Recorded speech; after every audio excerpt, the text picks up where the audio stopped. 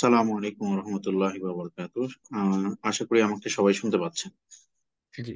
আহ, আজকের এই অনুষ্ঠানে সম্মানিত অতিথিবৃন্দ এবং আমাদের সবার আহ, মুরব্বিয়ান আলোচকবৃন্দ, আহ, আমি একটা কথা দিয়ে শুরু করতে চাই। আমরা একটা জায়গায় সব সময় কেন জানো একটু হলেও চিন্তাটা কম করি, এবং সেটা হচ্ছে স্বাস্থ্য।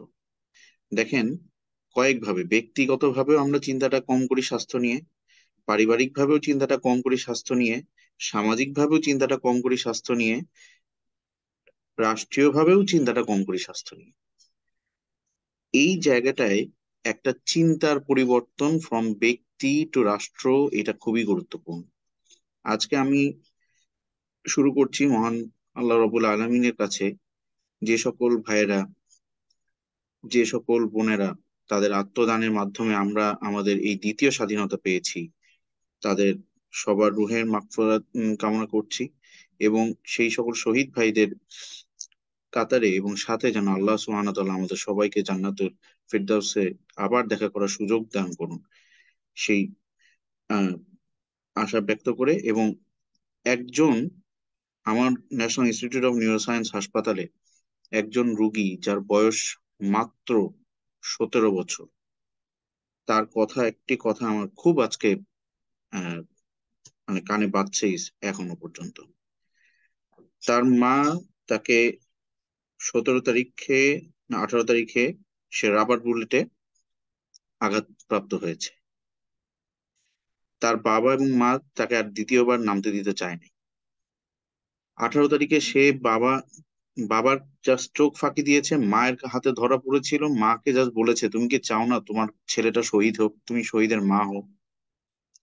এবং সেই ছেলেটা আজকে গুলিবিদ্ধ হয়ে, পিঠের যে আমরা বলি যে স্নায়ুরজ্জুর মধ্যে তার গুলিটা আটকিয়ে আছে, হাত পা প্রায় শুকিয়ে যাওয়ার মতো অবস্থা।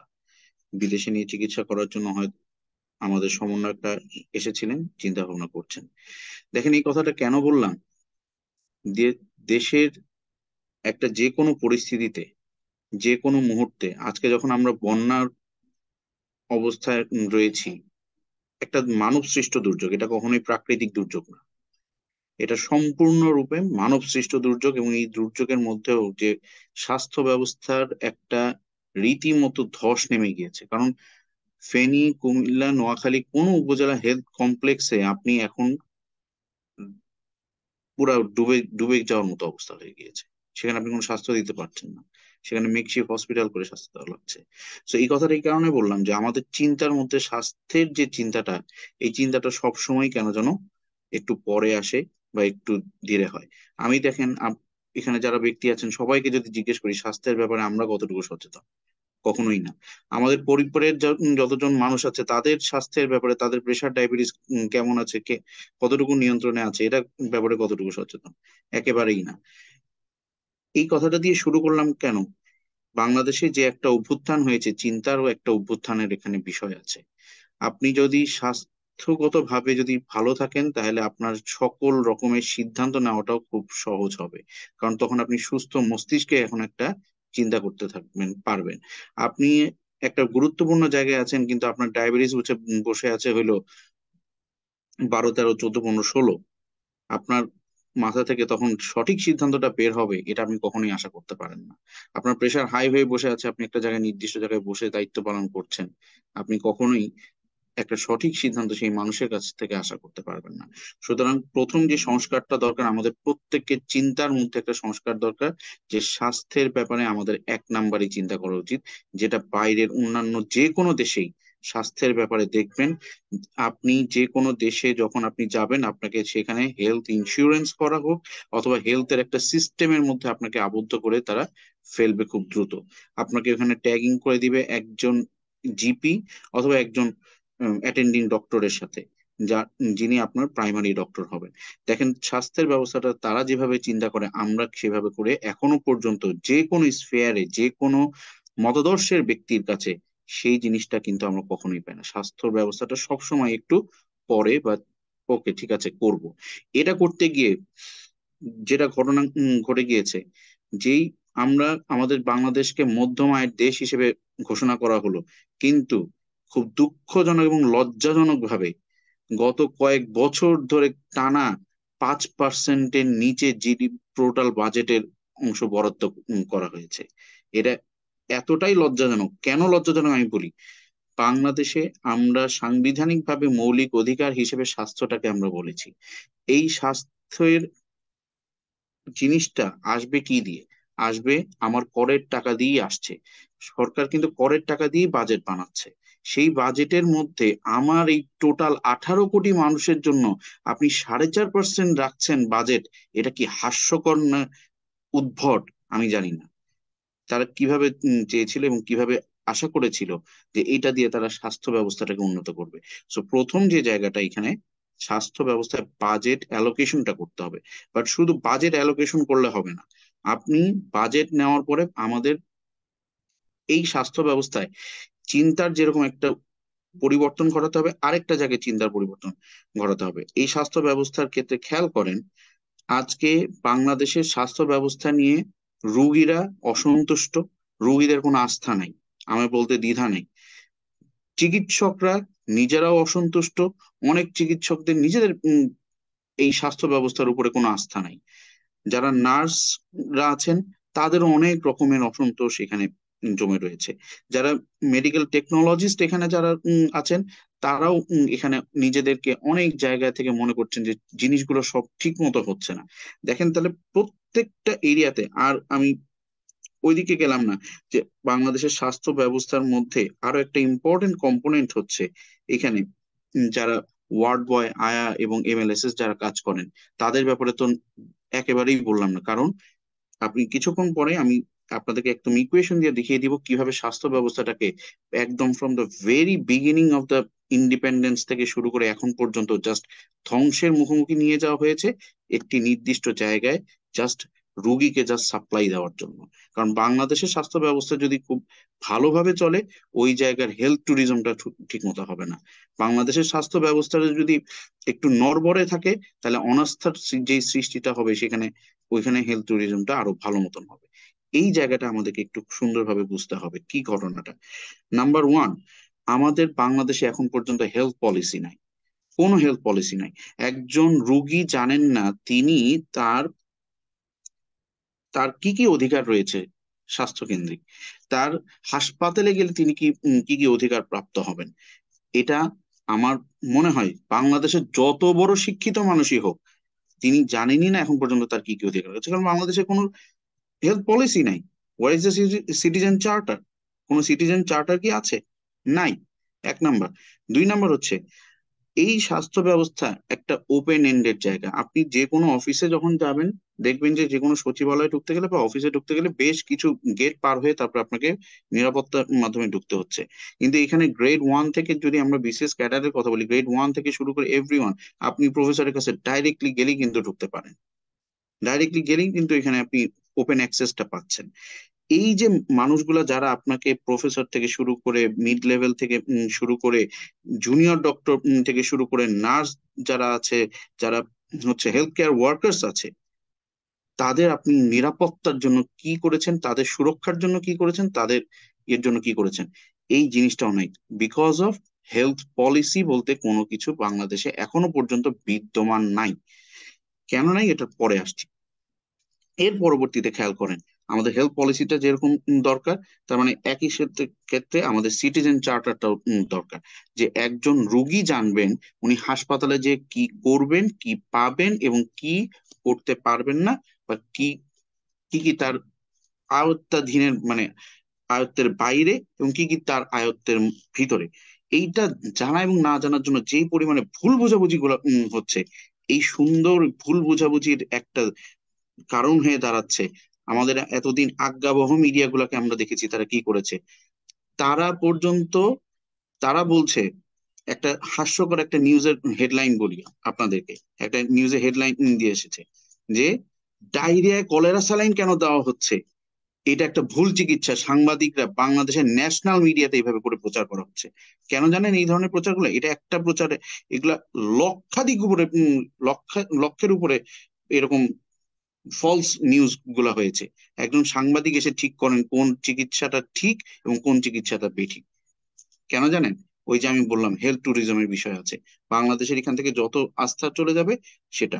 আপনি এখানে যারা হেলথ বিটে কাজ করবেন তাদের কি কোন রকমের, বাংলাদেশের সরকার হোক বা সাংবাদিকের যে কাউন্সিল রয়েছে, আমাদের বিএমডিসি যেরকম একটা কাউন্সিল রয়েছে, ঠিক সেরকম সাংবাদিকদের যে কাউন্সিল রয়েছে, সেই কাউন্সিল থেকে কি কোনো রকমের হেলথের উপরে তাদেরকে কোনো ট্রেন্ড আপ করা হয় যে তারা স্বাস্থ্যের কোনো একটা বিষয়কে কিভাবে উত্থাপন করবেন, ভুলটাকেও কিভাবে উপস্থাপন করবেন, আবার সঠিক জিনিসটা ভালো কাজ যে জিনিস আছে সেটাকেও কিভাবে উপস্থাপন করবেন? কারণ ভুল এবং সঠিক দুইটাকেই কিন্তু আনতে হবে।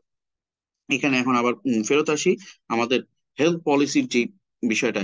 দেখেন, হেলথ পলিসি না থাকার কারণে আজকে রোগী যেরকম অসন্তুষ্ট, চিকিৎসক সেরকম অসন্তুষ্ট, নার্সরাও সেরকম অসন্তুষ্ট, অন্যান্য হেলথ কেয়াররাও সেরকম অসন্তুষ্ট।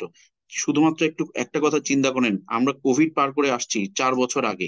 এই কোভিড এর সময় সবাই কিভাবে, এই চিকিৎসকরা, সেই নার্সরা সবাই কিভাবে ঝাঁপিয়ে পড়েছিল মানুষের চিকিৎসার জন্য, এর মতো কিন্তু আর কখনো কিন্তু কোথাও দেখা যায়নি। যার কারণে কিন্তু বাংলাদেশে মৃত্যুর হার অন্যান্য সব জায়গা থেকে অনেক কম ছিল। কিন্তু তারা কি তাদের মূল্যায়নটা পেয়েছেন? তারা তাদের মূল্যায়নটা পায়নি। এখনো পর্যন্ত অনেক চিকিৎসক আছে যাদেরকে বলেই দেওয়া হয়েছিল যে কোভিডে প্রণোদনা দেওয়া হবে, এখন পর্যন্ত তারা সেই কোভিডের প্রণোদনা পর্যন্ত পান নাই। এখানে আসেন কেন এই ঘটনাগুলো ঘটছে।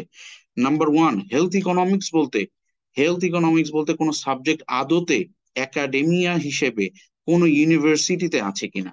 আপনি হেলথের এত বিশাল একটা পরিধি, বাংলাদেশে কতগুলা হাসপাতাল, সরকারি বলেন বেসরকারি বলেন, হেলথ ইকোনমিক্স বলতে কোনো কিছু নাই।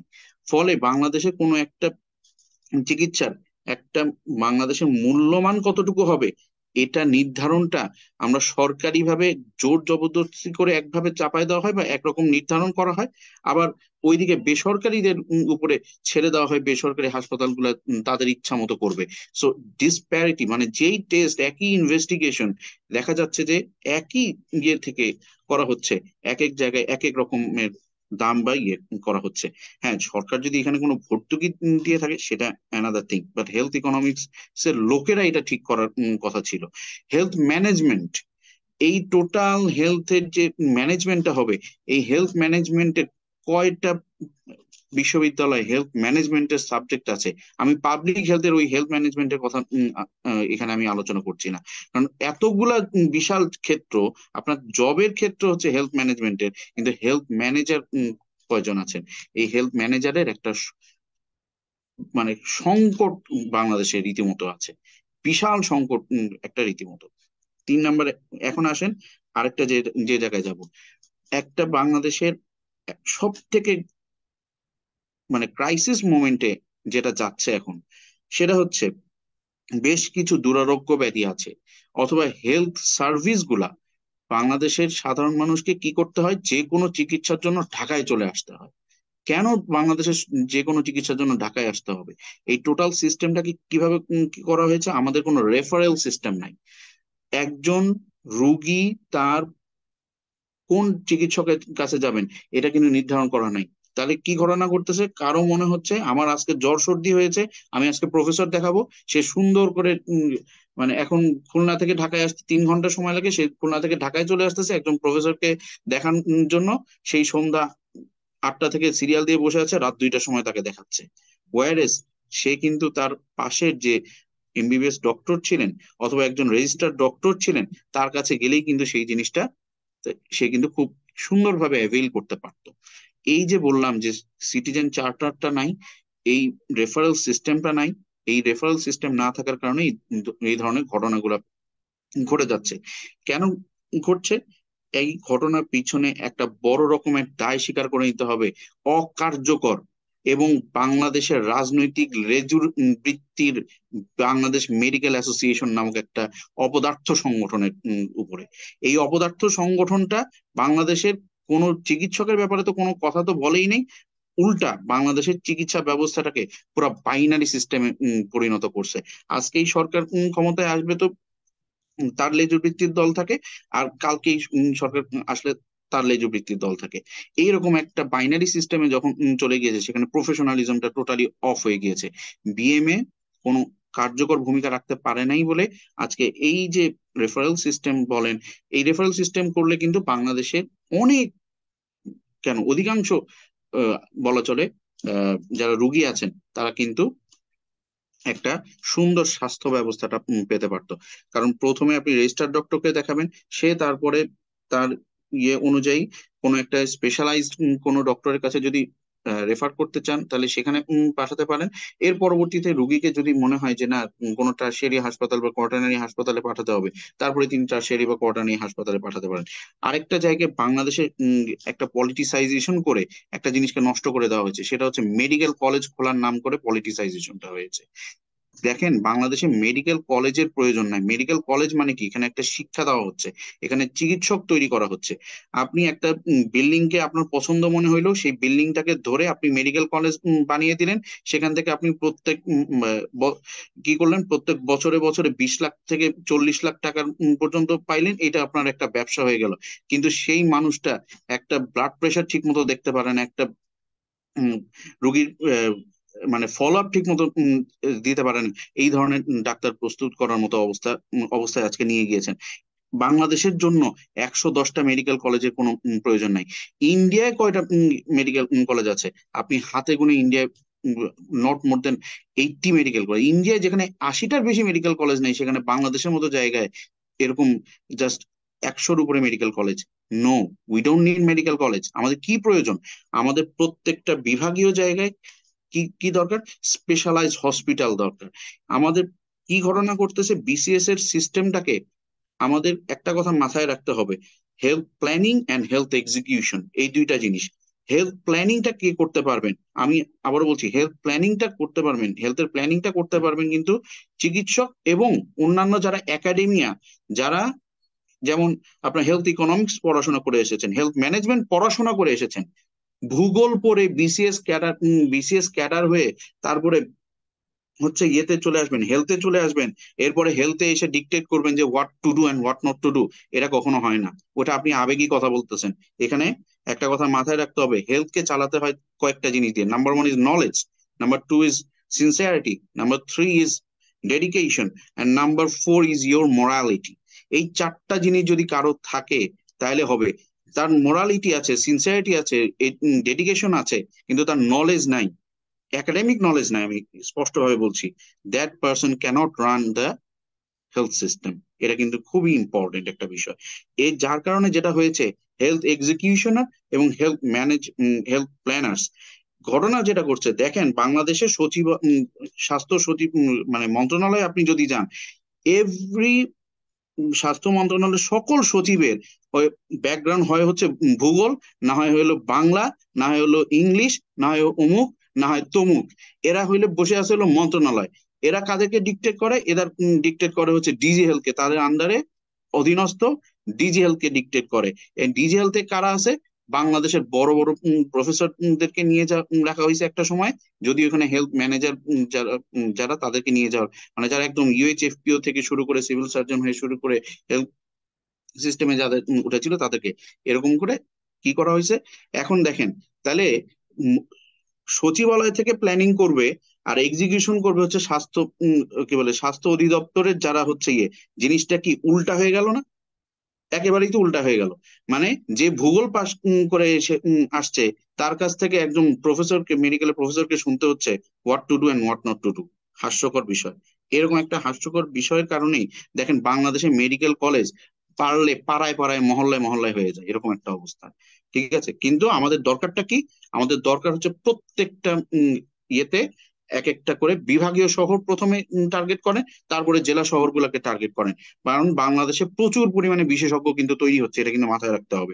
সেই বিশেষজ্ঞকে তৈরি করতে এখন ওই যে বললাম যে হেলথ এক্সিকিউশনাররা কি করতেছেন, হেলথ মানে প্ল্যানাররা কি করতেছেন, সুন্দর করে যিনি ইউরোলজি থেকে, আরেকটু সহজভাবে আপনাদের জন্য বলি, যিনি গাইনি থেকে পাশ করেছেন, অথবা বায়োকেমিস্ট্রি, আমি আরো সহজভাবে বলি, কারণ সে বায়োকেমিস্ট্রি থেকে তার পোস্ট গ্রাজুয়েট ডিগ্রি উনি সম্পন্ন করেছেন, তাকে দিয়ে দেওয়া হচ্ছে উপজেলা হেলথ কমপ্লেক্সের মানে পাশ করার পরের দিনই তাকে উপজেলা হেলথ কমপ্লেক্সে এমার্জেন্সি মেডিকেল অফিসার হিসেবে দিয়ে দেওয়া হচ্ছে। বায়োকেমিস্ট্রি যিনি, উনি তো ল্যাবে কাজ করা মানুষ, উনি ওইখানে ইমার্জেন্সি মেডিকেল অফিসার হিসেবে উনি কি কাজটা করবেন? এই কাজটা, এই ধরনের হাস্যকর কাজই আমাদের এই বাংলাদেশে কিন্তু কন্টিনিউয়াসলি চলতেছে। এবং দেখেন আরো আশ্চর্যের বিষয় জানবেন, মেডিসিনের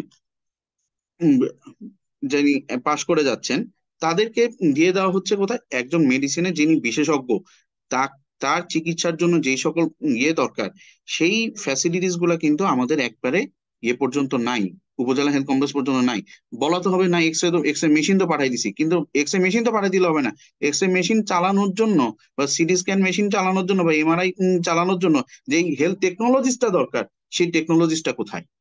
সেই হেলথ টেকনোলজিস তো নাই। সমস্যা তো হচ্ছে এই জায়গাগুলোতে।